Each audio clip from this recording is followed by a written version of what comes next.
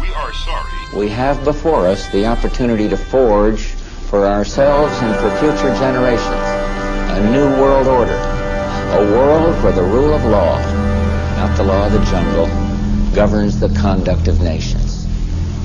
When we are successful, and we will be. New world order. New world order. New world order. A new world order. It is a new world order with significantly different and radically new challenges.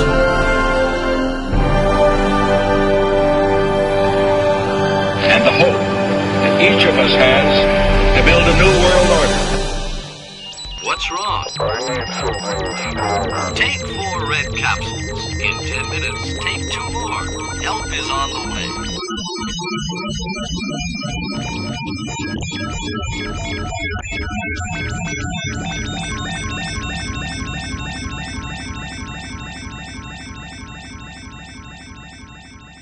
How's it going, guys? Great. Thanks, Chris. Yeah, thanks for calling us. Thanks for having us on. How's Yeah, everything? Loud and clear? Yeah, we can hear you Great. guys. Awesome. We can hear you. Cool. So you Yeah. guys had a little situation there, huh? Oh, yeah, you know how humans get in their emotions. It's all good, though. Well, the subject I think we're going to be talking about tonight has a tendency to bring up a lot of stuff, right? It's kind Yeah. of it's pretty interesting because it's been quite interesting every time someone gets into the environment of talking about this subject with us. Some kind of interesting, almost. Yeah, some things happen. Things happen, yeah. So, maybe I was. You told me on the when we talked before the show, gave me a little bit of heads up as to what we wanted to talk about. But maybe you guys can open it up, and because this work is so big, when we're talking about the shadow, and it's such a big domain, where would you like to start? Well, if you just want to go over and just tell everybody a little bit about your book, Shadow Tech. We can start by that. Okay. So Shadow Tech is our book, and it's been out for a couple months. Just say real quick, we offer it for free. It's on our website, shadowtechbook.com.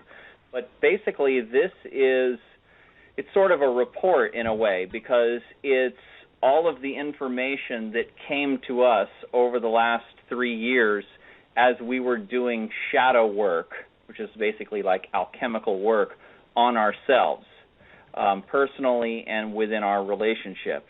And as we did that, and it's sort of, when you're doing this kind of psychic work on yourself, you open up all kinds of artistic, unconscious domains, and you often get information, and that's what you use to heal yourself. That's what you use to make progress. And in our case, we found that we started to basically download a number of concepts that seem to really map or model what it is that we were working with. And later, a couple years into the process, we found out that pretty much everything that we were downloading or intuiting, you could say, was basically alchemical. It all related to alchemy, and we can go into what that is and how that works and stuff. But and so these are the principles, these are the models that came to us that help us to understand our own dark side, our own shadow, and to help us understand how the shadow works in culture, how it works in the universe as a whole. And so this book is sort of a breakdown of a number of different concepts and our experiences to help the reader understand this entire domain from a sort of a 21st century point of view. Yeah, and I'll just add to that this whole investigation, we feel like we're investigators into this subject. Not very many people. You had Jonathan Zapp on your show. He's one of the few. A guy named Paul Levy has been studying this, but very few have gone into the subject of what is behind darkness itself.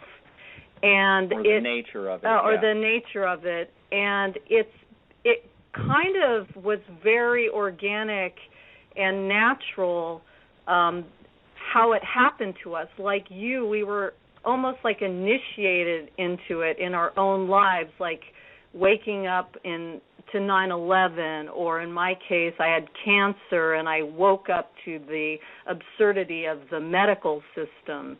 So that's like the first waking up point of this whole realm of going into darkness. Yeah, absolutely. Do you want, perhaps, Chris, and the rest of you guys, maybe I could read you a definition of the shadow from a psychologist named Stephen Diamond, and the concept of the shadow was probably the most explored by the Swiss psychologist Carl Jung in the early part of the 20th century. And he sort of, I think, it more than anybody in our age, in the modern age, went into this concept of the shadow as it relates to the human psyche or the human mind. And so in this definition, Stephen Diamond says, the shadow, said celebrated Swiss psychiatrist C.G. Jung, is the unknown dark side of our personality. Dark because it tends to consist predominantly of the primitive, negative, socially or religiously deprecated human emotions and impulses like sexual lust, power strivings, selfishness, greed, envy, anger, or rage, and due to its unenlightened nature, is completely obscured from consciousness. So this is sort of the Jungian traditional definition of the shadow. It's that part of our unconscious that we either deny or that we reject or that we even project onto others. We see other people as having power strivings or selfishness or greed, when really we all have these darker, more animal impulses and instincts, and we generally try to repress them or try to deny them. And this is just a part of being human at this stage of consciousness of where we're all at and this stage of civilization. But that is sort of an accepted understanding of the shadow, and even though that's been an accepted understanding for probably 100 years now, even that basic understanding of the shadow is still pretty much sort of off limits. In Jungian circles and in psychiatry and psychology, it's not off limits, but still in the general public, most people are not aware of what the shadow of their own psyche, of their own mind is. They don't really understand how to find it within themselves, how to find it within their society. And generally, like what a lot of us are now studying, what you guys are studying with the 9/11, with the New World Order, the Illuminati, all of these things, this is basically the cultural manifestation of the human shadow. It's the external cultural correlate. And basically everything that all those guys that we study, those basically they're parasitic players on the society, they all represent an energetic profile that we all have inside of us.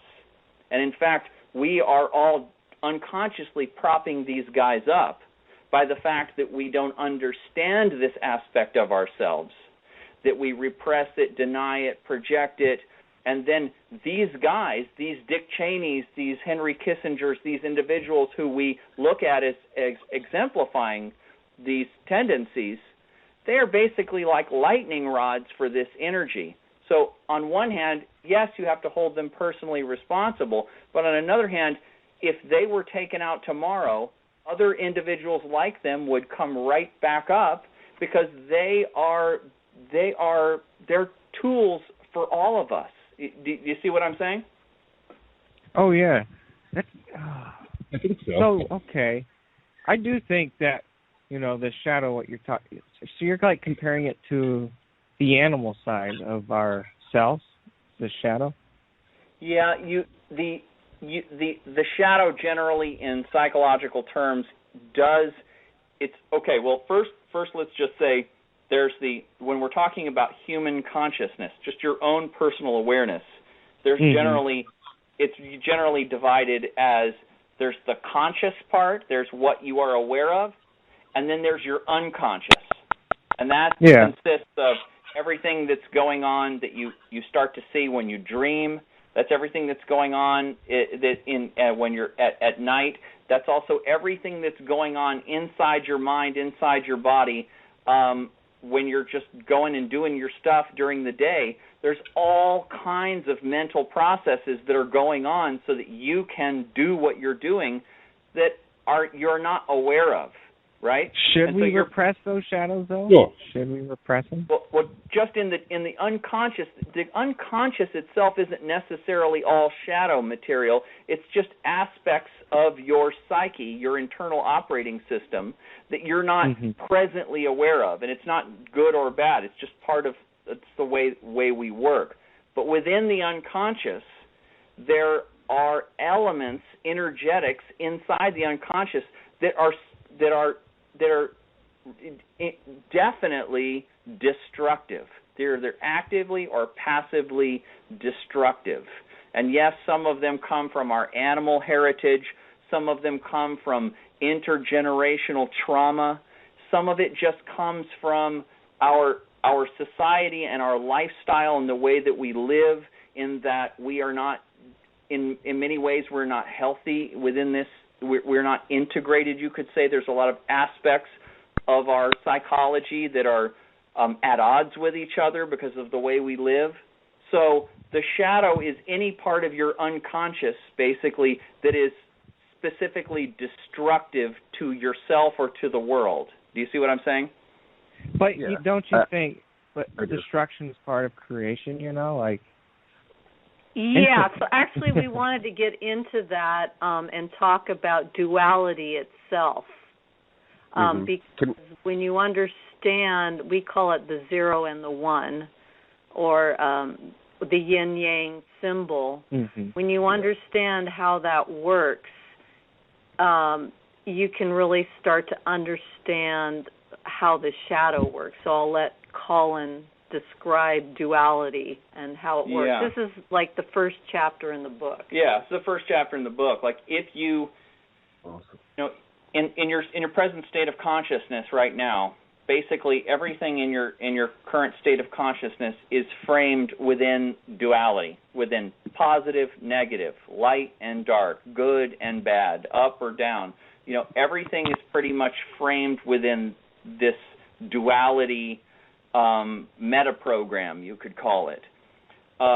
There are ways of getting in touch with a even more original state of consciousness pre-duality. I mean, you can take some psychoactive substances or in meditative practices enter a state of consciousness non-dual. But generally, everything that's going on in our conscious state is framed within duality. And the Taoist symbol of the yin-yang is the perfect symbol to really symbolize this, where you see it's a circle with those two equal size fish shapes inside there. One of them's black and one of them's white. And if you notice in that yin-yang symbol, the black side of it is just as big as the white side of it. So just like what you said, creation and destruction are intertwined, and they're equal and opposite to each other. And that whenever something comes into being, whenever something is created, whenever a child is created, whenever a business is created, whenever new money is created, whenever an idea is created, whenever anything is created, if you look carefully at that creation process, you will see that creation is coming at the expense of some other system, some other life form. Every time you eat something, every time you do anything, you are basically displacing your own. I get into some technical terms. I was going to say displacing entropy, but I'll just keep it simple and say, if you really look at everything that you create in the world, you can start to see how that creation process was also destructive to someone else, somewhere else. You might start a new business. You might think that your business is really eco-friendly and really, and you're really conscious and you're recycling everything and you're using fair trade products and all of this kind of stuff. But still, you came into business, you're bringing all these customers in the door, and it turns out that there was somebody else down the street. They were also running a similar business, and you're driving them out of business. That guy down the street went into bankruptcy because you succeeded in your business. And this goes for everything in life, that whenever it's a continual process of creation, destruction. So you can never get away from the destructive force in the universe. It's always there. It gives rise to creation. And if you ever had a situation where there wasn't any destruction or where there was very little destruction, you would also have a situation where there's very little creation. So there are lots of systems in the universe that are like that. They're not very creative anymore, and they're not very destructive anymore. Your body is made out of all sorts of atoms and molecules and cells that aren't extremely creative. They're not really evolving that much, but they're not that destructive either. They're in a state of homeostasis. And so if we look out into our world and we see that, wow, this is just a massively destructive situation increasing in the world, well, that's also telling you that this is a massively creative situation that's going on, and that if you will put on a different mindset, you will see that it is equally creative. From the most zoomed-out point of view, there's nothing wrong with the current situation.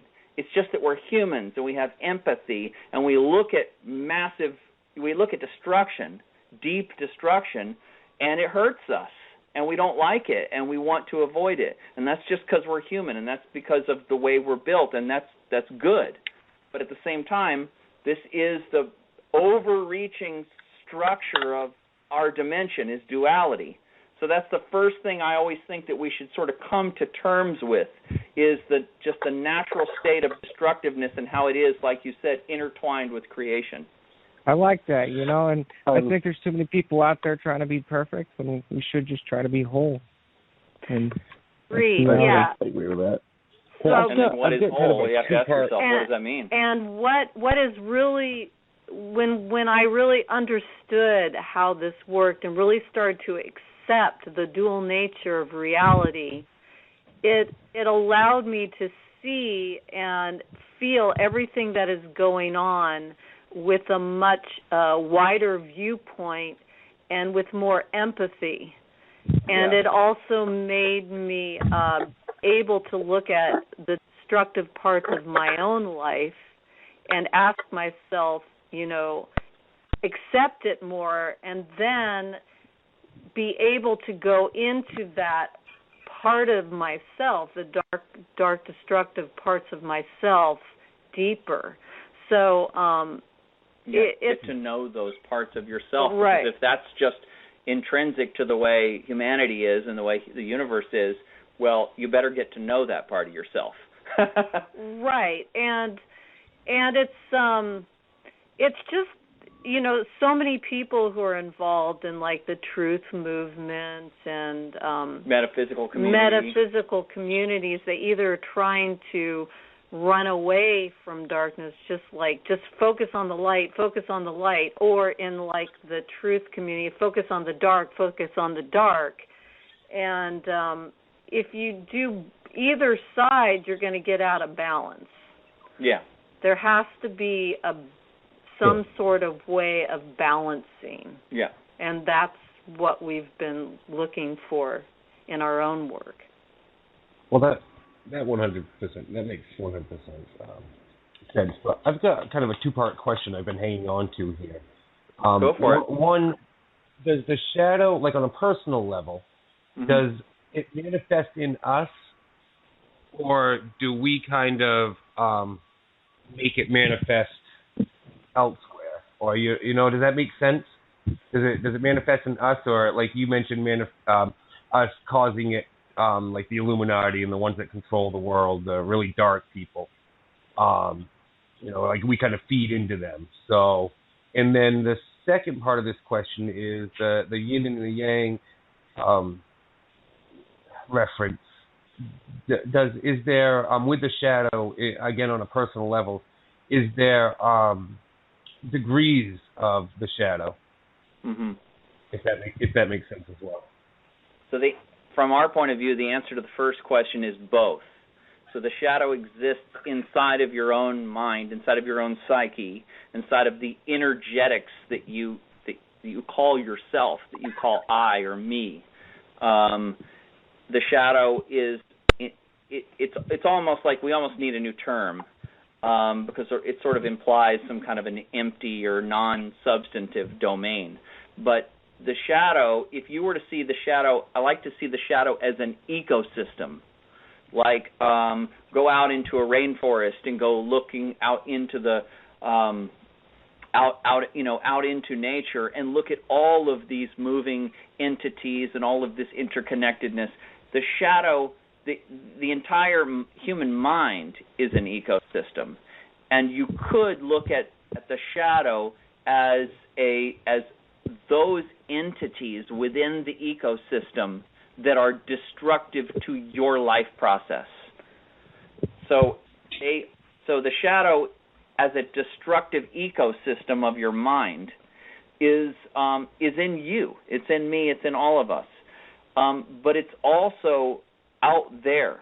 It's out. In other words, the culture, what we call the culture, is basically the collective mind of humanity, or of any segment of humanity.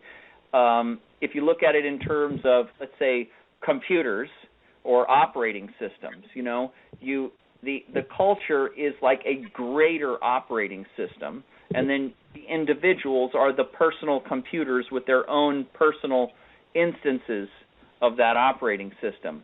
We're all totally interconnected. We're totally interconnected through our communication, which is of all types, and our body language. We're also interconnected just electromagnetically. And and through ourselves. And you must have read through your genetics. We're totally interconnected. That's how your cells interconnect. We're interconnected culturally in many different ways. Archetypally, we get into archetypes a lot. Actually, energetic systems that take on a mythological kind of look to them, but they're energetic systems that exist in all of humanity. Yeah, and so the shadow, that what you just explained, Jung would call the collective unconscious. And so there is a shadow element of the collective unconscious. There's a shadow element of the culture that you're a member of. There's a shadow element of your family. There's a shadow element in you and your friends and your relationship. Those members of you guys that are doing this show, you guys have a relationship together, and that itself is an entity, and it has its own shadow dynamics. And so, or destructive psychic dynamics, you could call it. The shadow is in you, and it's shared. Just like how what's on your computer is in your computer, and then it's also shared. The HTML that's running your website and stuff is a shared protocol amongst everybody that's running a computer. So the shadow is completely collective, and it's personal in its personal manifestation. You see what I'm saying? Mm-hmm. Yeah, absolutely. I do. Have you ever read The Human Biocomputer? John C. Lilly? Yeah, okay. So that's why you make a lot of... You refer to things as, like external reality being a program, you being a computer, or the meta program. Yeah, it totally makes sense. Yeah, definitely. That's a difficult book to get into, the Human Biocomputer, Metaprogramming the Human Biocomputer by John Lilly. Yeah, I read that when I was 18. Wow, dude, that's awesome. I totally think that is a great way to look at the mind and to look at culture and to look at reality. That's sort of a left brain kind of masculine way of looking at it. You can also look at the mind, culture, and reality as a more organic, artistic, storytelling scenarios, entity. And that's sort of the more right brain, feminine way of looking at it. Actually, mythological. The way we look at things, and this is also in the book, is in systems. Yeah. Hierarchy, and that's really important in alchemy. The saying that you hear a lot is "as above, so below." Mm-hmm. And we realized that the way we looked at things was totally in that way. Mm-hmm. So that's the way that Colin is explaining. He's using biocomputers as an example of the mind, or we use biology. And when you use this similar looking at things and you put it together, you realize that it's also connected. So if in biology, for instance, we have viruses and parasites, then why couldn't in the mind we also have viral systems that are operating? So this is how we... You've got it in John Lilly's model of the human biocomputer, which is like the human mind is like a massive operating system. Well, we know from information systems that you have malicious scripts, you have viruses, Trojan horses. There's all kinds of malicious programs or entities in the domain of information systems, in computers. We also know that in biology there's parasites, pathogens, predators. Those are the 3 Ps in biology. You have these entities in biology. You obviously know that in the cultural operating system there's parasites and predators, right? And so these are different holons. These are different levels of energetics in our reality, and there is, if you have the yin yang symbol and it shows you that the dark side is just as big as the light side, that's great. But now, how does the dark side manifest in our reality? Once you filter down the base meta program of light and dark, you filter it down into more specific ways in which the dark side manifests. And so how does the destructive force in the universe manifest in the mind? How does it manifest in biology? How does it manifest in the culture? How does it manifest in computer systems? And what you find is there are some fundamental ways in which the destructive force in the universe operates that apply to all of those domains and many more. And if you use the alchemical maxim, as above, so below, which she mentioned is holarchy. That's a word coined by Arthur Koestler and the philosopher Ken Wilber has used extensively. If you understand the self-similar fractal nature to the way reality or the universe is constructed, you'll see that the universe uses fundamental patterns over and over again. Why reinvent the wheel over and over again? This is why the solar system looks like an atom, for example. This is why the cells that make up your body look like early cities or city-states. This is why there's so much repetition or self-similarity in the universe.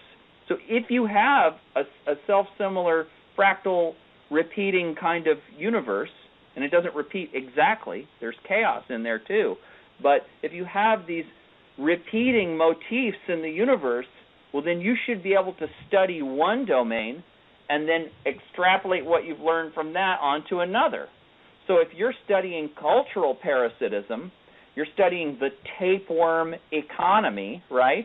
If you're studying the Illuminati and the way there are members of the society that are purposely, knowingly, basically parasiting upon the rest of the population. Well, that looks just like the way biological parasites work in biology. That looks just like the way it works in computer information systems, and that is just the way it looks when you start to study your own mind. You start to study that shadow component of your own mind. You will find that there are active, intelligent, energetic players, programs of your own mind that you inherited, some of them, that developed because you were psychologically wounded as a child. There's a number of different ways that that blocked, trapped, or fractured energy in your mind, in your psyche, can give rise to a virus, to a parasite. And Jonathan Zapp talks about this. He uses the Colin Wilson term, mind parasites. Your mind body is full of them. All of us are. And one of the big problems we have right now is that as a society, as the human race, this whole domain of destructive players of the mind, communicable mental viruses and parasitic scripts of the mind, is something that's completely off the chart. People don't see this. Right. Jonathan Zapp sees this. Paul Levy sees it, and even Eckhart Tolle, who is a very well-known spiritual teacher, has a concept called the pain body, and he talks about it. But people, it just falls on deaf ears. People generally go, "Oh, that's nice, Eckhart," and they just kind of go to something else because they don't want to look at it. But this stuff is out there, and I think we're just right now at the cusp of this sort of level of reality coming to the surface. Yeah. So when you start to study this and you start to see the connection and you start, say, studying the way parasites are very clever and how they will fool the host, putting in, he can give you an example of... Oh, yeah. I give an example in the book of Toxoplasma gondii, which is a special little microscopic parasite. But generally, parasites, they learn something about the programming of the host organism. A parasite that infects a frog, or a parasite that infects a cat or a cow or a human being, they learn something about the neural structure of that creature's brain, and then they manipulate that structure to basically fool the host into doing something that favors the parasite but dwindles the host of their own energy. You know, you could feasibly have a tapeworm in your gut right now, and it's secreting a chemical that makes you hungry for chicken or something, and you'll go eat that, and that food has exactly what the tapeworm wants, or eat candy or whatever. You could, and I don't know how the way all tapeworms work and stuff, but this is how parasites generally work. Is that this is a type of parasitic behavior. It's very common, and in fact, if you look into biology, you'll see that parasitic relationships are one of the most prominent types of relationships in the biosphere. Parasitism, in other words, fooling a host to get something back for yourself at the expense of the host, look, that's just the way our society, you guys have been noticing this. Hey, isn't our monastery system incredibly parasitic? Isn't our academic system, scholastic system totally parasitic? Isn't the whole way the market economy it works totally parasitic? And all of these different elements of our society, you guys have been noticing this. We noticed this for years, how the media is used to basically pump you full of chemicals with fear so that you'll go then act in a way that benefits the elites but dwindles your life energy. That's parasitism. And so this is a relationship profile that's going on all throughout the biosphere, and it's in our culture, it's in our minds, it's in our relationships. And it's something that once you get your mind around this and you start to see how parasitic relationships work, then you'll start to see how, hey, wait a minute, there's something going on in my own relationships that's parasitic. There's something going on in my own personal mind. You could realize that you have an addictive cycle. You could realize that there's some kind of a program in you that wants to run, that wants to put you into a destructive situation, and then you will fall down, and then some kind of an entity will live. And then you go back and grow, and you go back into mythology, and they talk about demons and talk about jinns. and this is what we're talking about. Yeah, and this is real. I mean, it may look different than what our mythology says, but these energetic systems that are in us actually can cycle, and as they get fed, they actually can grow quite strong and quite autonomous to the point where they can completely take over a human being, like your people who just go ballistic or whatever. They're called schizophrenic. Or no, just even somebody who would just go postal. Go postal, for instance, or on a much a little lower level, just some relationship, and then the woman just goes just freaks out or whatever. You know? Calls the cops on the guy and gets him thrown in jail, and he never did anything or whatever. Right. I mean, that happens. Probably wouldn't even have to be that drastic, would it? I mean, obviously it could be, but wouldn't it? It'd be a lot less drastic and still be very soul sucking. Very of course. Just imagine, like, I mean, you start to, when you start to really get into really finely looking at destructive cycles in your own life, in your own relationships, when you start to get really down into the nitty-gritty of it, you have to start to say, well, okay, was that something parasitic that's happening in me, or was that just the chaos function of life, or what is it?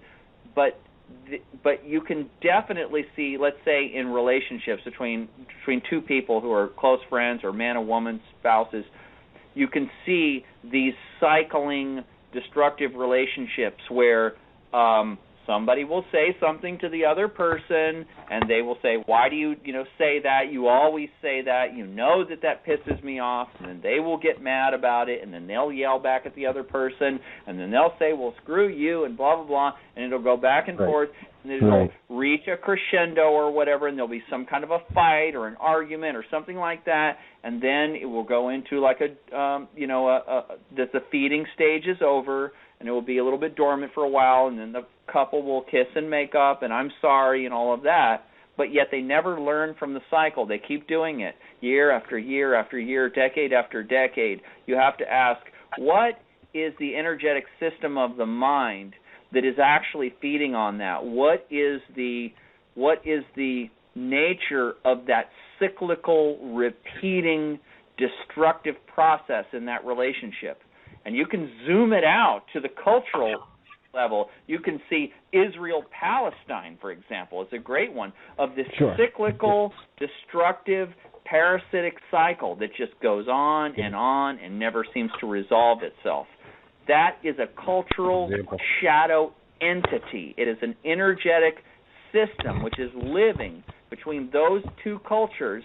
They're actually intertwined. They're cousins with each other, but they have a collective wound that they have not dealt with as a people, either of them, and that is basically the food source, the energetic food source for this destructive cycle to manifest.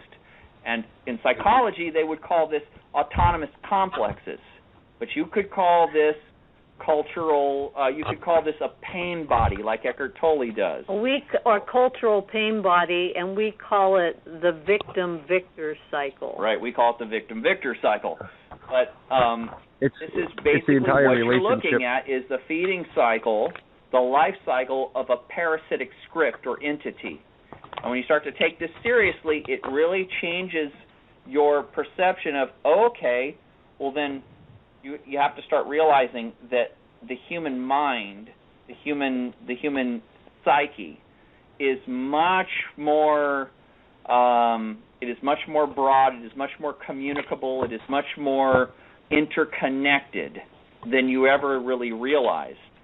And that if you can have parasitic script going back and forth between societies and stuff and turning on conflict, you realize that the whole structure of humanity, energetically, informationally, is a massive operating system. It is an ecosystem. And within that ecosystem are creative and destructive processes. And so that's what we're really investigating. That's what we're trying to get into the nitty-gritty of, and to open this up and go, okay, well, what are these? I'm just not satisfied with saying this is just the work of the devil. I'm not just satisfied with saying, oh, well, that's just entropy. That's just chaos. Or it's archons, or it's archons, or it's jinns, or. I'm not satisfied with that. That's just too simplistic. How does this work? What is the nature of this? And how does it correlate with other systems in the universe that we already know about? Let's really put our finger on this, develop some hypotheses, and prove these out. So that's kind of, and this is all a lot of information, but I hope you guys are getting it. Yeah, it is.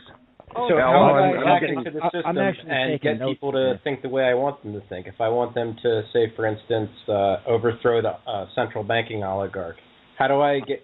Is there a way to hack into the consciousness, the collective consciousness, and get them to see things in a new light?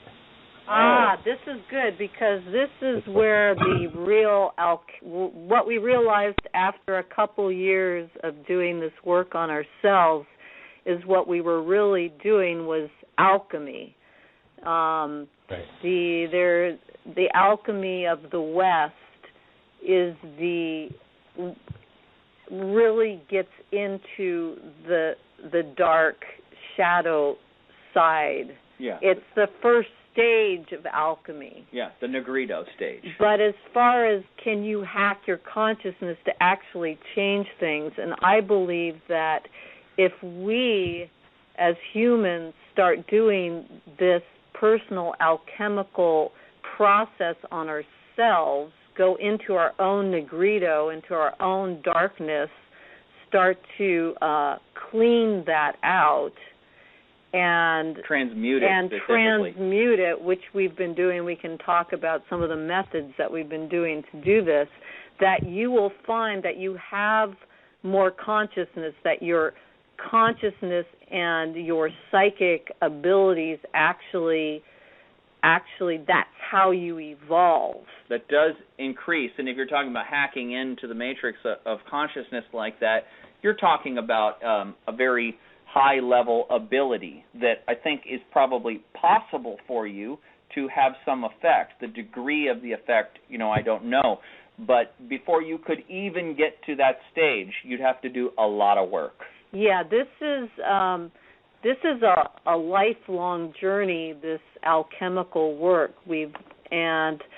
But I do believe that there are quite a few people now on the planet, we call them imaginal cells, that are actually pretty advanced. They just kind of came in a little more advanced. You guys probably are some of them. And if you're willing to take the journey of doing this work, of really going into your own consciousness, you would be amazed at the results of your own evolution. And that's what we're really doing here, is we're really going directly into our own consciousness, facing all of it, and then through that we're refining ourselves and we're evolving ourselves, and through that I believe that we can do anything. But that's the better way, the way she just described it, guys, because if I just said, okay, well, yeah, there is a special magic trick you could do to, get into the mind of Ben Bernanke or whatever, you want to talk to, or subtly influence somebody or whatever, that'd be one thing that's like a magic trick, and you could do that. But so what if you could even just grab all the, the most powerfully destructive players on the world scene, 10,000, 50,000 guys or whatever, throw them all in jail. Do you not think that within a number of years they would be succeeded by a number of other people from the same clan, or just, I mean, really, there's people right down the street. You know, they're just blue-collar people or whatever. They're not even that far from me. But if I were to go interview everybody on the street and just get to know the people that are just in my community, I guarantee you that there is a percentage of those people in my community that think like those guys. And if they had if they had the connects, they would just take that position. And you take those guys out, somebody else is going to replace them. And that is because what we're looking at when we're looking at cultural parasitism, when we're looking at psychopaths, or when we're looking at people without empathy and people that get off on power like this, you're talking about people who are just there as placeholders for all of us, because we all have a little of that. And maybe one person down the street has more of it than another person, but we all have a little of that. The better way to deal with the situation is for the people of the culture to learn how to clarify their own psyche, to learn how to transmute their own destructive energy. And so that basically we are not like big batteries of negative energy. And this is an alchemical process. And, you know, I think that if you look at, like, Eastern practices like yoga, like tantric yoga, like Zen Buddhism, like Buddhism in general, a lot of Eastern spiritual practices, this is really what they're about. They're about the cleansing and the clarification of the human mind, of the human psyche. And that's, you know, the idea of alchemy, there's all kinds of different alchemies, but the idea that most of us know about Western alchemy, that's what this is about. It's about the clarification of the human psyche, taking the negative, destructive elements of our own mind and transmuting that base metal into gold, transmuting that lead, that dark stuff into something light, making a transformation process. It's a chemistry process in your own mind. And it's a process over time. It's a lifestyle. It's a mind-body thing too. It's a mind-body thing. Yeah. But that practice itself is what clarifies the entire society. And when you start to clarify yourself and you get out into the world as an employee, as an employer, as a radio host, as a friend, as a lover, as anybody in the world, and you get out into the world and you have your own dark side at least somewhat in control, and you are not just spilling out all of this garbage all over the psychic space, well, then you are bringing coherence everywhere you go. Every relationship, every situation that you get into, you are smoothing it out. You are bringing coherence. You are bringing the evolutionary force to the world, because you have changed the situation from spitting out this stuff to being able to transmute this stuff, to being able to neutralize this stuff. And if more of us could get to that level of consciousness, you would naturally see the whole situation change. We would all start to grow up, and I think that processing your shadow garbage is a growing up process. It not only makes your life smoother and your relationship smoother and the world smoother, but it grows you up. It makes you more grounded. It makes you more responsible. Sure. You just a deeper, better person. And this whole parasitic way of living that we're now finding out about just starts to fall away, because it's just a stage of consciousness that we evolve past. But you don't just skip over the shadow to get there. You go through the shadow, and this is what all this garbage that we're studying is, all this garbage and all this chaos in the culture. This is all the collective psychic garbage that we have collectively not dealt with. It's saying, here I am, I'm in your face, I'm piling up because you're not dealing with me. And so that's quick what question. we're talking. Are there meditations or some of disciplines that allow us to, I guess, to do this, to raise our what is that chi? Yeah. Is that right? So the first process that we suggest anyone do is, well, there's a few steps to it. Before you can start doing any of this alchemical work, you got to do the pre-alchemical work, which means take care of your body. Mm-hmm. If your body is not somewhat healthy, if you're not feeding your body good food, have some exercise regimen. Having exercise, some sort of exercise, just basic, but you're not like going to McDonald's or eating fast food, and you're eating, try to eat, more natural, lots of vegetables, just basic good eating practices and good exercise practices. That's like number one. Yeah, it's the first stage.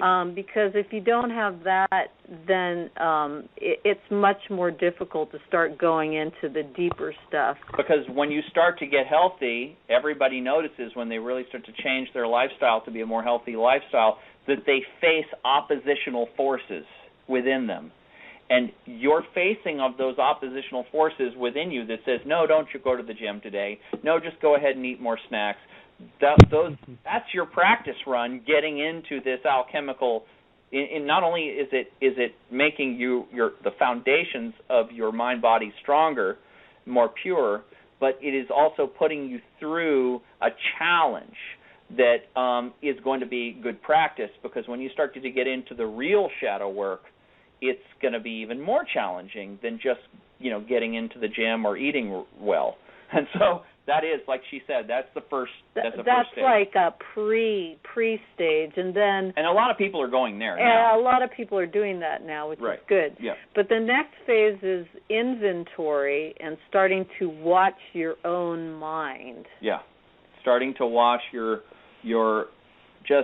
this is just basic kind of mindfulness practices, Eastern mindfulness practices that you can get by doing meditation, or even just like Krishnamurti, for example, he wasn't really into the sitting down meditation. He says make your life a meditation, everything that you do.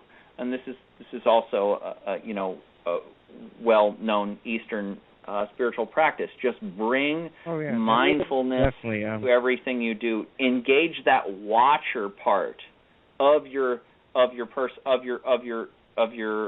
consciousness, and be like, the observer. Yeah, that the part observer. of you that can stand out of your emotions, out of your head, and start to just observe your whole life. Yeah. Without Guys, being. I need to stop you real quick. I'm sorry, I don't mean to interrupt.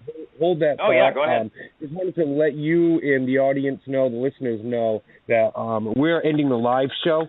We're going to go into an overtime, I guess, if you will. But just so everybody knows, in like 30 seconds, the live show is going to end, and everybody can catch it tomorrow.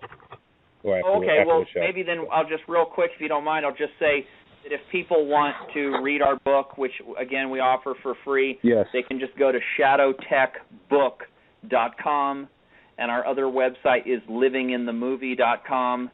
And so before we sign off, if people want to get this information and they can't go online right now, well, then just go to shadowtechbook.com and take it from there. The rest of the show will still be on the rebroadcast. They'll be able to listen to it after the show. Yeah, probably most people are listening that way. But what you guys are saying, I completely agree with, and it's a shame because I used to be of good health and my diet and everything came first, and I was into all this, and I even got into this channel named Ramtha, and she had some really cool disciplines, and but I wish I was still into all that stuff, and especially my health. I'm 100%. Trying to get back to good health and everything. So this is all very interesting stuff you're talking about, and I kind of need this for motivational. Yeah, you will. You will get back into it. It's just that, and what we're going to talk about next and stuff will help this all work. But so the next stage of this, and all of these processes can go on simultaneously. You don't have to just do one thing. I'm just not going to do any mindfulness practices until I get my body together. No, that's not how it works. You just start adding things as you can. And so the mindfulness practice, again, yes, it's just being more mindful, just watching all of your interactions. And, somebody calls you on the phone, and you get a little annoyed with somebody because it's the third time that they've told you to do something or asked you to do something and blah, blah, blah. And what's wrong with this person? Why is their skull so thick and stuff like that? And this natural judgment process starts to happen. Well, then just watch it and just go, wow, I just got off the phone with that person, and I think I was a little bit sharp with them. And how was I on the phone? And why do I think that about this person? And what was the effect my tone of voice might have had onto that person? And maybe I'm going to, next time I talk to them or something, I'm going to try to straighten this out. Maybe I'm going to try to, balance this out because I kind of noticed how I was, and maybe I don't want to be dumping a bunch of negative garbage into the phone line there and blah, blah, blah. And it's just this more mindful, awake state of your own interconnection, your own reactiveness, the energy that's going on in your own life, how you were with the cashier at Target, or just how all of a sudden, like, what's my body posture like? Why am I walking this way? Or what's this pain in my elbow that's just popping up or whatever? What are these thoughts that are going on? How come I just going from one thought to the next? And why are these the thoughts that I'm thinking of? Because in the last 20 seconds, I just thought of 3 different things. How come those were the things that I decided to think about or that I unconsciously thought about? And it's just this openingness to this inquiry of how am I being in the world, how is my brain, my mind working, and how am I with myself, how am I with others, and let me start to watch these cycles. Let me start to watch these repeating patterns. It's just a general awareness as though you were someone else who had access to your mind and was like, let's just study this guy. Let's see what's going on in his mind. And you have that. Then we call that the watcher. That's the one that's always observing you. Yeah. It's part of you, but it's like the bigger, more expanded part of you. And everybody's doing it all the time. Every time you become conscientious of something, you start to go, oh, yeah, how was I? And you start to analyze your own thinking. You start to analyze your own behavior. That's the watcher coming in. And this practice is basically just saying become more of a watcher more often. It's like you could go watch a movie, and you could just sit there in the movie theater and just watch the movie and be like, wow, just get blown away by this great movie. Or you can sit in the movie theater from the point of view of a director. Or what does a director or a cinematographer do when they sit in the movie theater and watch a movie? They pull apart that movie scene by scene, and they go, oh, I see how they did that effect. Oh, and I see how this worked and this acting trick. And the director will sit there and pull apart a movie in his mind as he's watching it so that he can come to understand how another director put a movie together. That's basically what we're doing. We're coming into the whole thing as the directors or the watchers of our own state. I totally know what you mean because I've always asked people, like, are your thoughts your own? And I tell people, you're the noticer of your thoughts. The universe is thinking them. Right. That's very deep because you are the noticer of your thoughts is already separating you from your thoughts, and then the universe is thinking them. Well, the universe is thinking you, and then you are thinking the thoughts. These are 3 different layers of the universal mind. It's like an onion. It's like a fractal. It's these different layers. But that's an awareness practice that you just bring into your life all the time, and that will become very challenging because you will start to run into the fact that a lot of the stuff that's going on in your mind, a lot of the stuff that's going on in your communication with other people, your body language with other people, it's kind of destructive. And you're going to have to go through the ego death process of going, crap, I'm fucked up. I'm kind of screwed up. And what are all these elements of me that are screwed up? And what am I going to do about this? And how am I going to clear this stuff out of me? And if you start to trace back some of the more destructive cycles, the more destructive thoughts, the more destructive habits, you might be able to trace them back to your mother or to your father. You might be able to trace them back to your uncle or to your family. you might be able to trace them back and see how, you know what, I'm just kind of doing the same old destructive stuff that my mom or dad did and their mom or dad, and kind of see that pattern. And then you'll see, I track these friends into my life, and they're kind of doing the same stuff.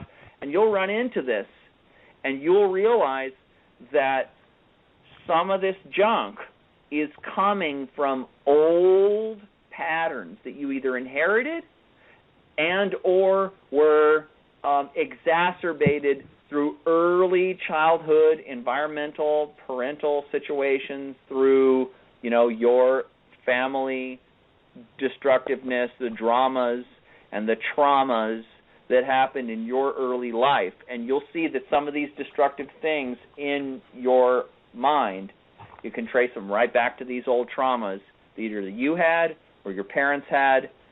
And then that's where you start to get into the next stage of this. Well, what we call this are family viruses, and and it's very interesting because I keep seeing things that scientists are actually discovering now is how stress travels through genetics. Yeah, epigenetic passage of trauma. Of trauma. And for instance, in my own life, my mother's mother was abandoned in an orphanage, and then my mother's mother my mother's mother was abandoned in an orphanage. Right. Then your mother. My mother's mother's mother. Yeah, there you go. And then my mother's mother abandoned her physically. And then my mother was mentally ill, and she abandoned me mentally. So it was actually an energetic virus system that was passed on to me. Yeah. And what it left me with was a state, actual energetic state of abandonment that has been running my life. Yes.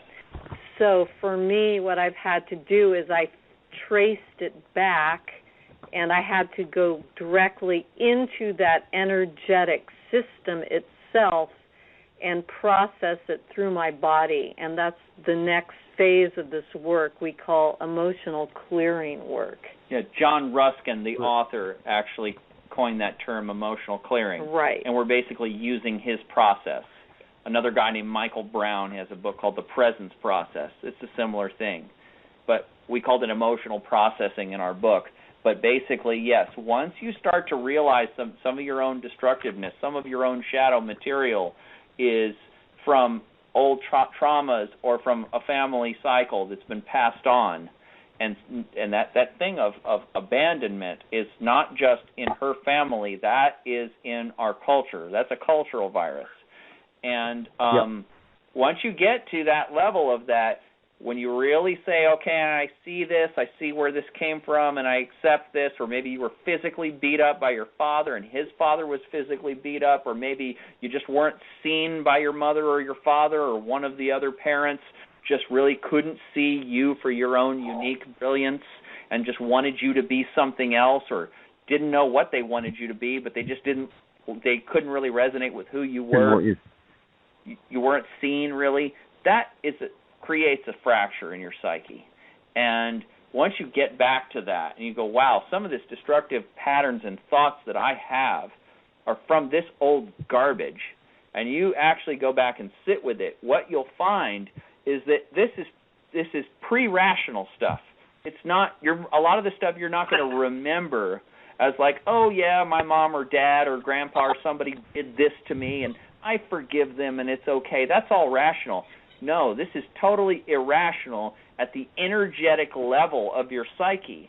And basically, all it says is, I'm enraged, or I am totally grief-stricken, or I am totally sad. It's totally an emotional state. It's the limbic system of the brain and nervous system. It's emotional in nature. And there's nothing that you really say or read or do that's going to get to it. You have to emotionally process these wounds.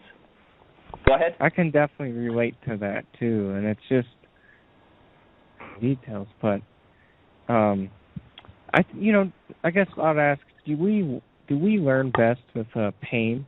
Okay, how about does chaos wake us up, or is it the complexity of it? Because I know complex systems can organize themselves, or is it just the chaos organizing it all? It's a good question.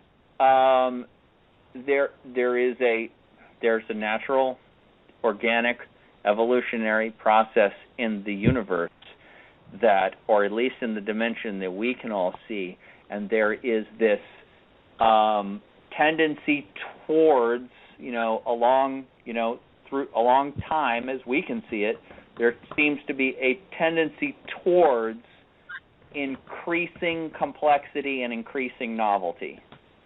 And this is, we just trace it back to the beginning of the universe in its very primitive stages on to where we are.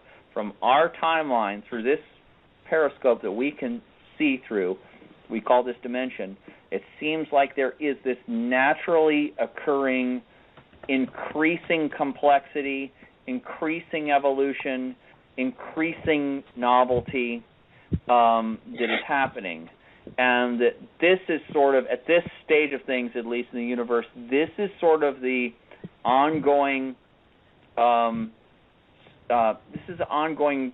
energetic trend that's happening. And then you have this interaction of the naturally organizing properties of the universe, and then the naturally entropic or chaotic properties of the universe. Basically, this is the duality function, intertwined, working within each other, but generally everything still, you see all this entropy, all this chaos just peeling off of this process, but there still seems to be this line of progress, of evolution, of growth that goes forward. And so that's what we're witnessing. That's kind of this whole, it's a natural, organic, alchemical process that the universe is engaged in, and we're just one little, humanity is just one little vein of this process. And as far as getting into it any deeper than that about how chaos theory works and all that, I'm not the guy for that. But well, okay. I guess this would be a question for Melissa. Our system of governance, it is a system. You think entropy applies there, and you think like it'll degrade and fall apart on itself? We don't have to do nothing. It's gonna just collapse no matter what. Government? Is that what you said? I think you're right, actually. It is a natural process what's going on, even though it's difficult, this time that we're living in. I mean, it was prophesized, the Hopi prophesized it, as the cleansing, right? So the old systems have to die in order for creation to occur. Yeah. And so some of it's very positive, to our perception. Some of it's very negative. But the best that we can do is to go into ourselves as far as cleaning ourselves out, really processing all this, our own psychic and our own family viruses, really go into ourselves, and through that we actually will get the messages intuitively of what it is that we should do. There's a perfect, we call it life art, that everyone has a perfect life art path. All you guys have a perfect, it's like your own movie of life. And you have your own evolutionary journey that you're on. And that as you do the work on yourself, your own intuition will naturally grow, and you will know, and you will follow what it is that you naturally want to do. It's your own art. And what's evolutionarily helpful to right. the situation. And what's you align yourself to the evolutionary side right. more and handle or mitigate the destructive forces inside you, you're naturally energetically aligned to other people, to other situations that are more on the light side, that are more on the evolutionary side. You'll always be challenged, but still you will align more towards that. So while the rest of the world and the rest of the people that are not taking care of their own psychic state, that are not doing this stuff, they're going to be falling away.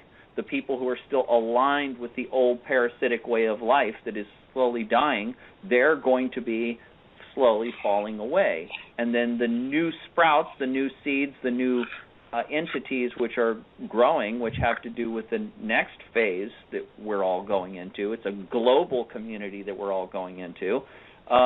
Those people that are doing the work are going to be contributing to the growth process more and more and benefiting from being around other people, other systems, which are healthy. And so the more you make yourself healthy, physically, psychically, emotionally, then you start to go into those. You find yourself attracted to, and other people and other situations attracted to you that are more on the light side, that are more on the health side. And then you, from that position, then you can actually help. I mean, you can help right now. Everybody has the ability to help now, but it's relative to how healthy you are. Well, yeah, and just how Einstein said that you can't have, solve a problem with the same consciousness that created it, right? Right. So, there's a lot of people out there that are trying to solve these problems or solve these issues with the same mindset and the same energetic patterns of the psychopaths themselves. I mean, how can you, you're just feeding that old system, that old parasite, those old viruses. We just keep feeding them and they just keep growing. So, I mean, it's literally, we have to look at it in a whole new way and ourselves in a whole new way in order to go through this time. And if you're wondering how do you put on the mindset, how do you put on the hat of somebody that thinks in a totally different way? Well, it's our experience. This has been sort of described many times by spiritual practitioners and alchemists and people, and that is that when you engage in the hero's journey, when you engage in the alchemical path, and you go into the darkness, your own darkness, your culture's darkness, and this is what those of us who study these kinds of things that you guys study are doing. We're really beginning the alchemical process. We're starting with the cultural virus, the cultural parasitism, and we're looking at all that, we're studying it, and we're putting on our magician cap, and we're going, how does that work, and how is all interconnected? And then the next phase is you go, well, how is that representative of an aspect of me? And then you go into your own personal psychic viruses and parasitism and destructive energies. And you go in and start processing that. And first you just start looking at it, and then we were starting to talk about emotional processing. You start sitting with that stuff, and I think we should get into that in a minute. But you go through the darkness. You go into your own darkness. You transmute your own darkness by looking at it, by sitting with it, by putting on your magician cap and pulling it apart like we're doing. And you start to transmute this destructive energy. That process itself opens you up to another dimension. It's like if you take DMT or psilocybin mushrooms, it opens you up to another dimension that was always there. It only took a slight change of chemical composition in your bloodstream to show you a whole other reality. There is another reality, that another mindset, that if you can get into that mindset, you can solve all kinds of things from a completely different perspective. And but in order to do that, you have to change your physiology. You have to physically, chemically mentally, psychically change the physiology of your mind-body system. And in order to do that process, the archetypal process of transmutation is what some call alchemy. It's exemplified culturally in the mythologies, what Campbell called the hero's journey. And you go into the dragon, you go into the cave where the dragon is, and you grapple with demons and entities, and these are entities in your own mind. You become Luke Skywalker. You become Luke Skywalker and face the dark side. And through that process, you are guided. There is a greater level of intelligence that opens up to you assist you in this process, because you are on the alchemical path. And so you are assisted. You get through this garbage, you transmute this garbage, and you find yourself, like Dorothy, in the Wizard of Oz, in a whole other dimension. And I'm not sitting here talking to you saying I'm talking to you from the fifth dimension or whatever it is like that, but I am sort of in a state of consciousness where I see the more artistic, interconnected, mythological aspect of the universe, and how it's totally interconnected with me and communicating with me through synchronicities, through my deepest intuition, and I'm more aligned with this other dimension than I was before I started the work. And because I'm more aligned with that, I have more information and a different kind of information to inform me as to what my next steps are. And the more I do this work, the more my physiology changes, the more my mindset changes, the more I adopt different ways of thinking naturally. And I find myself in another state of consciousness that is the result of doing this alchemical work. That's how you get into another state of consciousness, so that you can do what Einstein said, is solve a problem with another state of consciousness. You actually have to get from one world to another, and you have to go through the Negrito stage, the calcination stage. You have to go through this process. And this is the way the universe has it set up, because this is what evolution demands. Only those people who can or will accept and surpass the challenges are able to pass on their genetics or their mindset to the next generation, to the evolutionary path. So it's set up so that basically only those who can surpass these challenges are able to give rise to the next phase. It's set up the perfect way. Now it's just for us to decide, are we part of that evolutionary process or not? Because even if most people in the United States or wherever we're talking from don't wake up to the level of just knowing 9/11 was an inside job and that kind of stuff, even if they don't, that's actually okay, because they're there holding up the current system. I wouldn't want everybody to wake up. They'd all freak out, stop going to work tomorrow. The whole system would fall apart if everybody woke up tomorrow. This is a gradual process that has to happen, and not everybody, in fact, most people don't have to be part of it. So the question is are we part of the evolutionary process or not? Are we going to go on the hero's journey? Are we going to do the alchemy? And that's for each of us to know whether we were born to do it or not. It really is the hero's journey. And I do believe a lot of people like yourselves are on it, whether you have recognized it yet or not. These chemicals that keep us, I just wanted to bring this up, get it back to the emotional clearing a little bit, because this is kind of important, that these chemicals that are in us that are either passed on epigenetically or through our culture, we actually become somewhat addicted to them, and they actually create these cycles of destructive viral systems to feed off of it.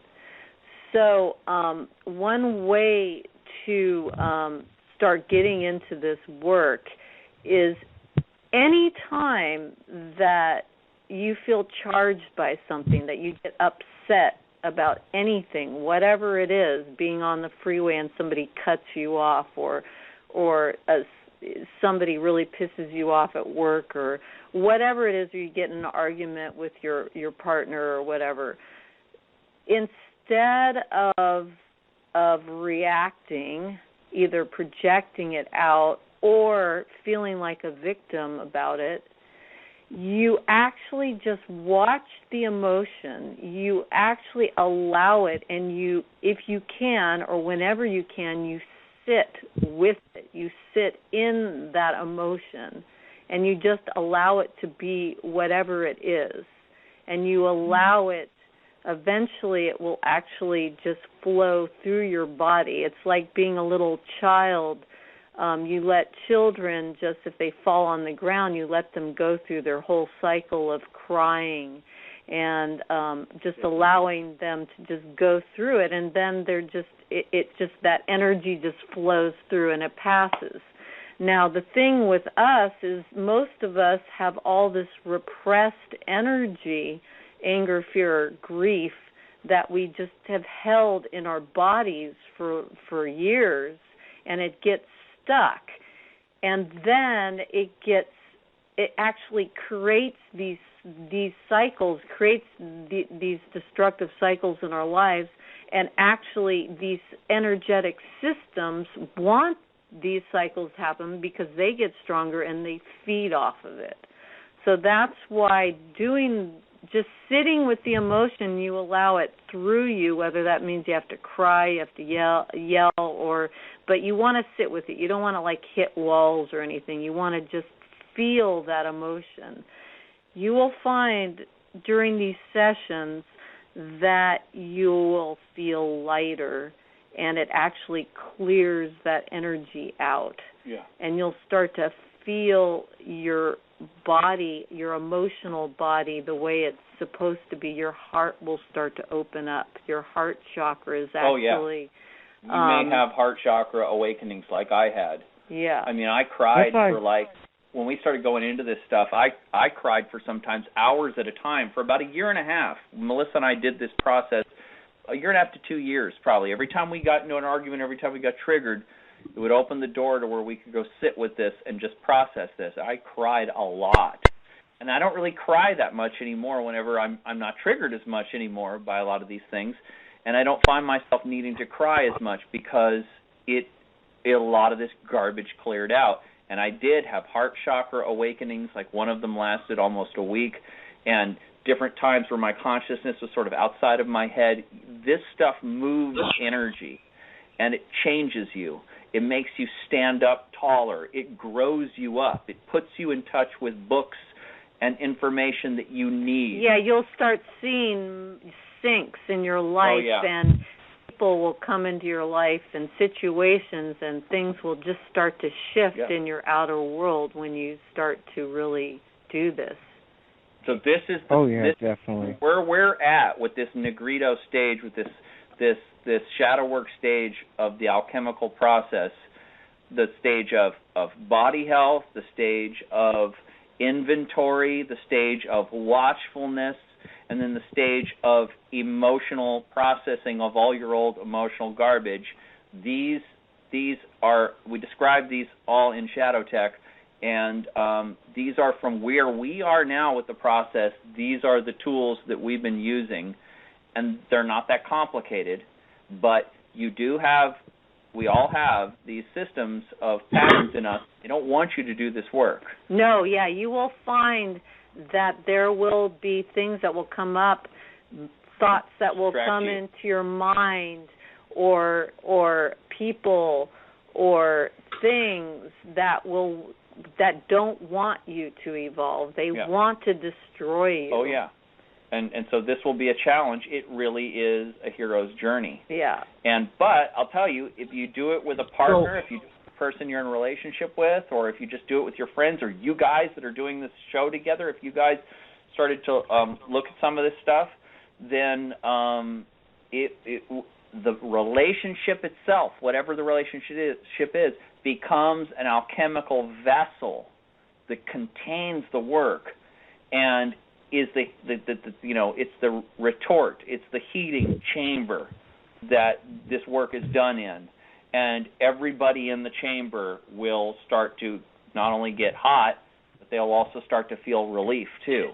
And so, that's the whole thing. So I just wanted to get that all out there, so you kind of know the whole story now.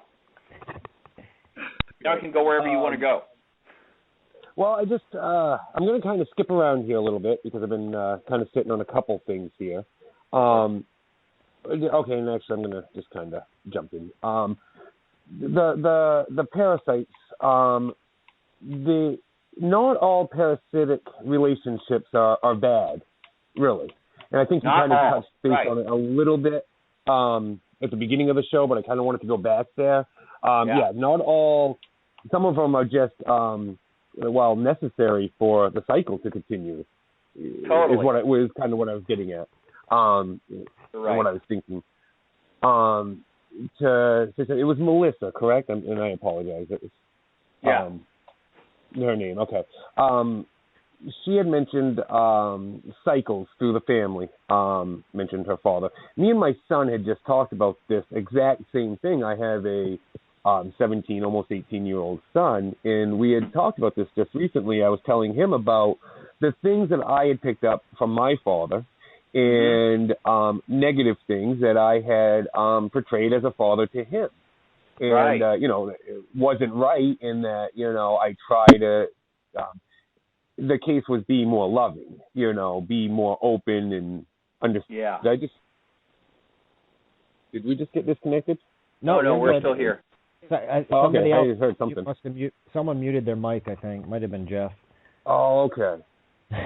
Gotcha. So anyhow, before I lose track here, and so me and my son were talking about that, and about my father showed no love at all, period. I don't think he's ever told me he loved me. And I really, I try to not be that person and try to, be open with my son and tell him I love him every time I see him and be, affectionate. And sometimes that's hard for me just because I never was shown that. I think at a very early age I realized that. And that I had that problem, or as an early father, I should say, that I had those same tendencies to be very cold and very, closed up, for whatever reasons.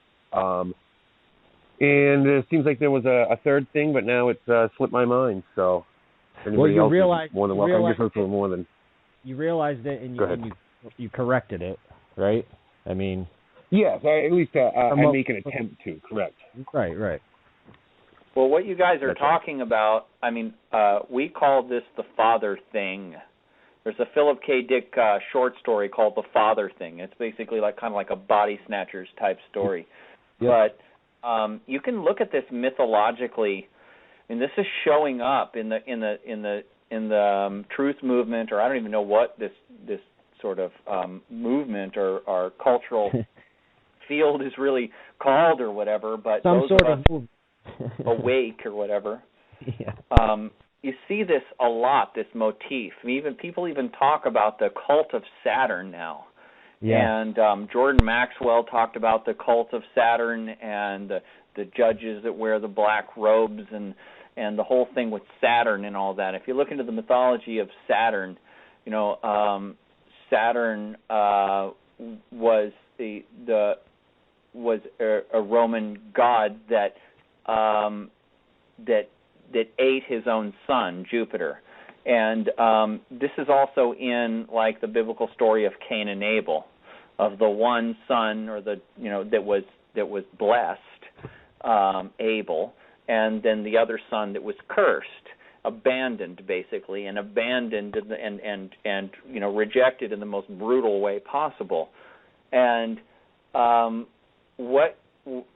men that are very, you could say that they're stoic, really, but they're closed off and unemotional, and this is a warrior archetype, but it's a shadow warrior archetype, and it's a function of civilized culture. If you look at the history of civilization and where we are as a people and where we came from, and go back all the way back to Mesopotamia and stuff, it's one war and conquest after another.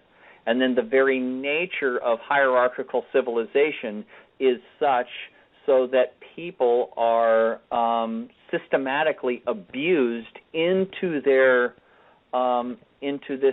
hierarchical system and shoved into place. And if you try to get out of it, it's extremely strict. The patriarchal civilization, especially if you go back a few thousand years, is extremely strict. And I did a study for a number of years about the history of our legal system and all of that, and that's a really cool study to kind of see how this has changed over the years, and the whole concept of legal equity and all of this, and it came from Christian teachings, and the whole turn the other cheek is now in the culture and has been for 1,500, 2,000 years or whatever, but it's a slow process, and we are actually now in a state in the West where things are more open, more equitable, and more fair than they probably ever have been. And we come from a civilization of very strict, punitive, hierarchical dominance, and it's patriarchal. It's male-centric, and this is our past. This is our culture. This is our cultural codes, and those of us that are from this culture, we are dealing with this code still. And we're moving now slowly as a culture into a whole other stage, and this is starting to get evened out. There's there's sort of a return of the goddess, that you could say, is what Edward Whitmont called his book. There is a you could say it's a feminization of the culture or whatever, and it sort of comes in a sloppy, messy way. But ultimately, this patriarchal kind of punitive structure is starting to weaken. And that's good. We need that. But we're all, especially men, it's not just men though, men are dealing with this father thing code in them, and then women are being victimized by this father thing code, because this is a virus, a cultural virus, that on one hand screws you up because it stops you from embodying the lover archetype. It stops you from really connecting, from being intimate with yourself, with your children, with those people you're having relationships with. It shuts down the heart, and so it's a destructive virus. But on the other hand, if your point of view is the point of view of colonization and war and dominance and territory, you need to shut down those emotions. You need to turn off that empathy, because you have to have a psychopathic warrior.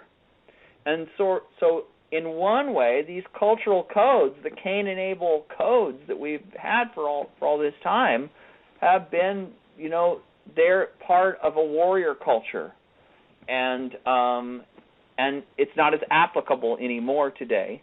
But we're still running around with all these codes, and so over hundreds of years, this will start to get evened out, and it's already starting to get evened out.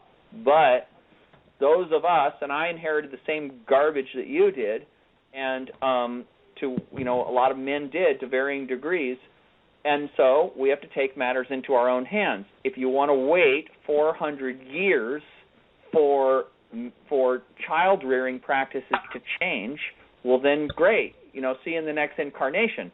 But if you want to do something about it now, access your own heart, your own lover energy, this whole other more compassionate, intimate way of being, then you're going to have to clear out that big ball of garbage that's sitting in your psyche that's feeding this father thing virus, and it's cutting off your heart. And so when you start doing emotional processing, like what I was talking about, when a man sits down on the couch and goes and cries like a baby over something that another man would say, get over it, come on, don't be such a wuss. That's what another man would, get over it, just, don't worry about it. In other words, take your garbage and throw it in the back room and don't look at it. Well, you're going to get an infestation. If you don't take out your garbage and you just keep walking over it, you're going to get rats and you're going to get cockroaches and all kinds of parasites. Well, that's what happens in the mind. And men are still holding on to all of this rejection, this abandonment, this emotional abandonment. And when a man sits down and just freaking cries over and over and over and over and over again, 20 times or something, an hour or two at a time over a period of a year or two, believe me, you're going to clear a lot of this garbage out. And your heart's going to open up. And your whole relationship with yourself, with your son, with your wife, with your family is going to totally change. And so you have to take matters into your own hands. And so that's what we're doing. Yeah, it's different. It's different for everybody how this whole process happens. Yeah. The fact that you're already able to change the dynamic with your son shows that you are on the evolutionary side and you can heal these family viruses. You can. I really feel like with my mother, because I've done this work, she just died last year, but she was in a home for mentally ill, but when she died, she didn't have, I noticed a change in her. And I really feel like the work that I've done at clearing these viruses has actually helped my family, in more. Sure. So it really. That's sort of an interdimensional kind of component that at first the scientific part of me would kind of question, but on the other hand, knowing what I know now about the energetic nature of the universe, I would say that's quite probable that if you do this work on yourself, whether your family is alive or not, then it has a much greater effect on the whole system than we might even know. Right. We have a saying that the heart is toxic to the virus. Yeah. And the more that we clear ourselves out and we access that heart energy, that deep acceptance of oneself, all that entails, and the sad joy. The sad joy is another term. John Wellwood's term. Yeah. When one develops that, it becomes this compassion. I believe that's what the Dalai Lama probably talks about. When he talks about compassion, sometimes translation doesn't get the full dimension of what a word is. But it's a sort of a deep acceptance and love that's deeper than just love. Sad joy is a good one. Sad joy, yeah. It's like a chemical state of the body of total acceptance. Right. And that is sort of an elixir that viral thoughts and patterns not penetrate. Yeah, the more that I have that in my psyche and in my life, and that's just part of me. It's an actual chemical resonance field. Yes. And these viruses, these destructive thoughts or destructive cycles or entities, if you want to call it, they don't operate under those conditions. Right. Yeah. That all makes sense. Just kind of backtracking again a little bit here. You mentioned everybody's road is different, or everybody's path is different to that realization too. And that's absolutely true, because I'm not going to be sitting down crying about this at least not anytime soon, because I think I've got it out, honestly. I think you might be. Yeah. Oh, you guys might be. I find myself asleep tonight now. I don't know. I'm listening to you talk, and I'm trying to think back the last times I've cried. Let's say the last 20 years, and most recently was when my dog died, of course. But before that, would have been a argument with my wife. Maybe that happened once, but when I was quite young, when I come to those realizations, I believe I cried. I believe I probably wept like a little baby. Yeah.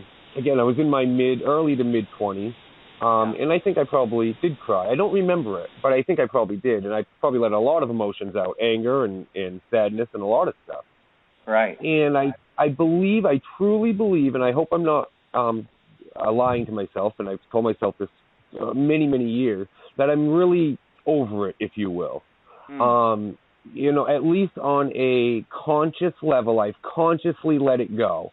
Now, subconsciously, what it's done to my subconscious and so on and so forth, well, obviously it's affected me because I still notice that it affects me with my son's relationship. Right. So I try to keep an open mind to it. Right. At the same time of saying it doesn't, it's not an issue anymore. You explained it right there perfectly, and those are a number of points. You're right. You probably have consciously leveled the situation and rationalized the situation, and it's not plaguing you consciously. But I think if you just look at it in terms of emotional, or if you look at it in terms of if you can see how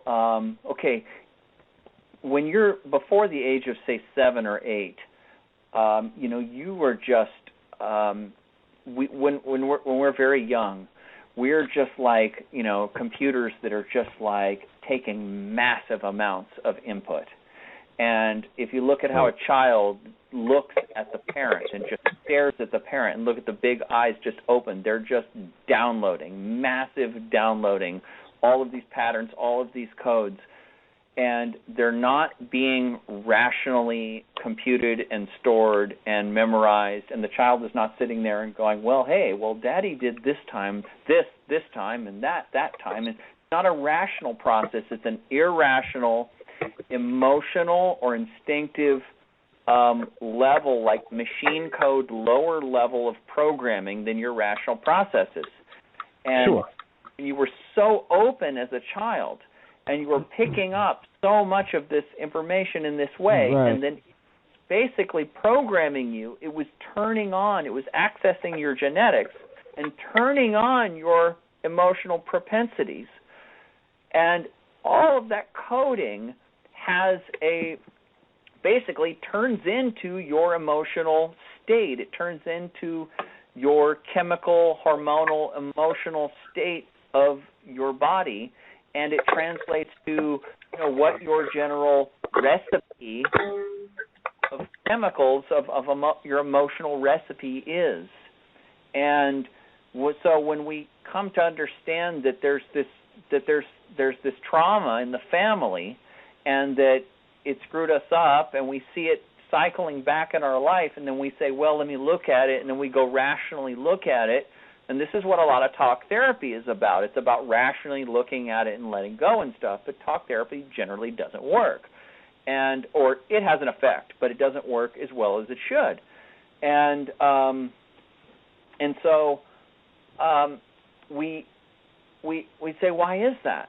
Well, that's probably in many cases because a lot of the content that is plaguing us, a lot of the programming, a lot of the cycling that is plaguing us is at a level that's pre-rational and is very deep and older, and we don't normally access it in our conscious state.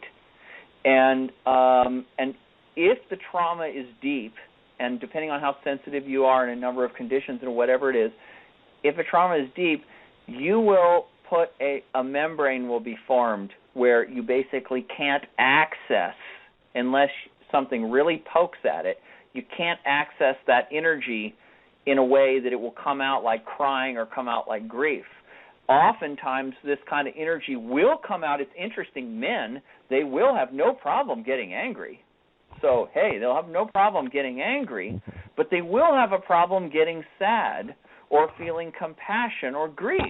Right. So it's not like you're just not emotional. It's not like I just am totally cut off and don't have any emotions. Right. It's like some emotions are repressed.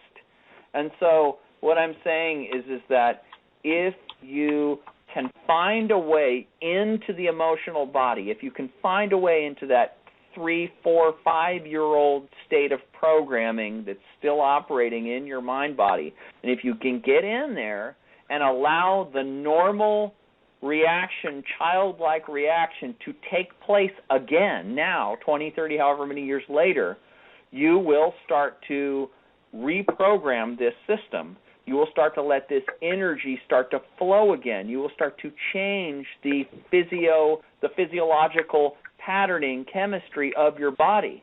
And when you do this, do this one evening and then do it again a month later, or do it again anytime you're triggered, and you allow yourself to get into your emotional body and purge this stuff, you slowly but surely retrain your emotional system to pipe this energy back through proper channels and not to repress it. And when you do, it changes your whole chemistry. It's an alchemical process. Your heart starts to open. You become less angry. You become less charged. Your communication changes. Your ability to feel and be compassionate changes. The ability to feel joyful, which is a big thing that men with this virus have a problem with. It starts to unlock your ability to feel joyful. This is still something I'm still doing a lot of processing with, but it's much easier than it ever was before. This stuff starts to change.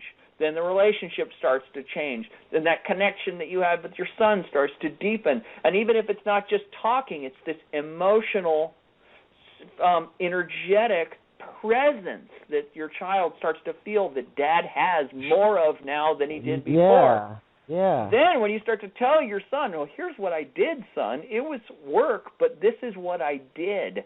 Then your son goes, and he's still very open, and your son says, wow, if I inherited that stuff from Dad, maybe I'll get to the point to where I'll have to do what he did, and then I will follow in his footsteps, and I will do the processing myself, and maybe it'll even be more advanced when he gets to the stage where he wants to process this garbage, and he will have a model now for doing this work himself. And so some of this garbage has already been passed on to him. Some of it you've already dealt with just through your conscious, awake behavior, and some of it probably that you still could do. And whatever you can do will clean you up, it'll clean up your relationship, and then it will give him an example for how when he's a little older, he can do the work, and it'll be easier for him, and then maybe he'll even do a bunch of work before he has another kid. And then he probably will have, to a great degree, stopped or the passage of this trauma, or at least mitigated it to a degree. And that, I think, is if we can start to do this process early on in life. And it's unfortunately because a lot of younger people don't get the message that it's time to do spiritual work, because when you're younger, it's ego phase and stuff, and that's cool. It's the way it's supposed to be. But if you could do this work early on, maybe when you have children, then it's easier for them. I don't know, but you see the general direction of what I'm talking about. Oh, absolutely. Oh yeah, but I'm part of the younger generation. I try not to follow that path. Oh yeah, okay. Well, no, I can tell. That's what I'm talking about. I'm talking about what I call imaginal selves. I have friends who are like in their 20s and stuff, and they're much more advanced. Yeah. Than a lot. I was a little weird. I was kind of, I guess I would be considered advanced when I was younger too, but there are just people now who are just more advanced, and it really doesn't matter how old you are. We all get charged by things, and the fact is that the things that charge us, what we realized, are parts of ourselves, and we're energetically charged by things that we have not fully accepted in ourselves. Yeah. like resonance. It's like resonance. So, and it's there to show us where we're at. Yeah. So it takes taking responsibility for our own internal state at all times. This is the next level of where we're all going. Like, see, I feel like you guys who are investigating 9/11 and false flag terrorism and cultural parasitism, you guys walked right into the alchemical process. You walked right into the shadow of the culture. And you're on there dissecting it and looking at it and facing it. And most people in our country are not doing that. They're still watching the news. They're still taking all the fear garbage and eating all the garbage and the poison and listening to what the president says and caring about what the president says and and all that parasitic stuff. And they're still in that stage. And then there is a growing minority of people who are looking behind the veil. This is what the Matrix movie, symbolizes. They're looking behind it and they're saying, hey, wait a minute, this system is parasitic, it's using me, and a lot of this stuff is fraud, and this is a purposeful system to abuse and use me and to steal my human energy. And you're opening that up, you're cracking that open and going, hey, let's look at this, let's talk about this. And that's awesome. That has to be done. That opening up to the cultural shadow has to be done. But then what probably you're having this conversation with us is because we sort of flipped it and saw through that was the outer reflection of a very similar process that's going on inside the minds of all of us, and it is sort of the mirror reflection of an ancient cultural shadow, an ecosystem of mind and culture which has been passed on for a long time, and we're now reaching a stage in the history of our civilization. What our ancestors did is they used that destructive energy.